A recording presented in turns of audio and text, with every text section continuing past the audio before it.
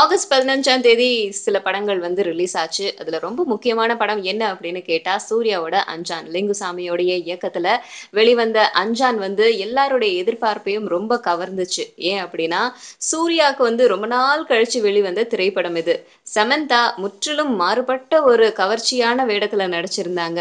அது மட்டும் இல்லாம படத்துடைய கதைக்களம் எல்லாமே ரொம்ப டிஃப்ரெண்ட்டா இருக்கும் அப்படிங்கிறத டீசர்ல சொல்லியிருந்தாங்க. அதே மாதிரி தான் காமிச்சிருந்தாங்க. ஆனா திரைப்படம் வெளியானதும் எல்லார் இடத்துலயுமே இருந்து ரொம்ப மாறுபட்ட கருத்து தான் வந்திருந்தது. ஃப்ராங்கா சொல்லப்போனா எதிர்மறையான கருத்துக்கள் தான் ரொம்ப அதிகமாவே வந்திருந்தது. ஆனா படத்துடைய குழுவினர் படத்துடைய வசூல பத்தி இப்போ வெளியிட்டு இருக்காங்க.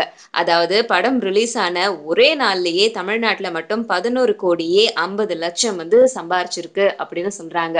தமிழ்நாட்டுல மட்டும் இவ்வளவு வசூல் பண்ணிருக்கு. மத்த நாடுகள் அதாவது ஆஸ்திரேலியா, இங்கிலாந்து இன்னும் நெறைய நாடுகள்லாம் சேர்த்து பார்த்தோம் அப்படின்னா, ஒரு 50 கோடிய தாண்டியிருக்கும். அது மட்டும் இல்லாம வீக்கெண்ட் ஷோஸ் எல்லாமே வந்து 30 கோடிய தாண்டியிருக்கும். அதனால படம் ரிலீஸ் ஆன ஒரே வாரத்திலேயே படம் வந்து லாபத்த சம்பாரிச்சிருச்சு அப்படின்னு சொல்றாங்க. அது மட்டும் இல்லாம வர்ற 20ஆம் தேதி வரைக்கும், அதாவது ஆகஸ்ட் 20ஆம் தேதி வரைக்கும் படம் வந்து ஃபுல்லா புக் பண்ணி ரொம்ப ஃபுல்லாவே போய்க்கிட்டு இருக்காம். அதனால படத்துல எந்த ஒரு பாதிப்பும் இல்ல அப்படின்னு சொன்னாலும், சூர்யாக்கும், லிங்குசாமிக்கும் அடுத்தடுத்த படங்கள்ல அவங்களுடைய சம்பளத்துல பாதிப்பு ஏற்படும் அப்படின்னு சொல்றாங்க.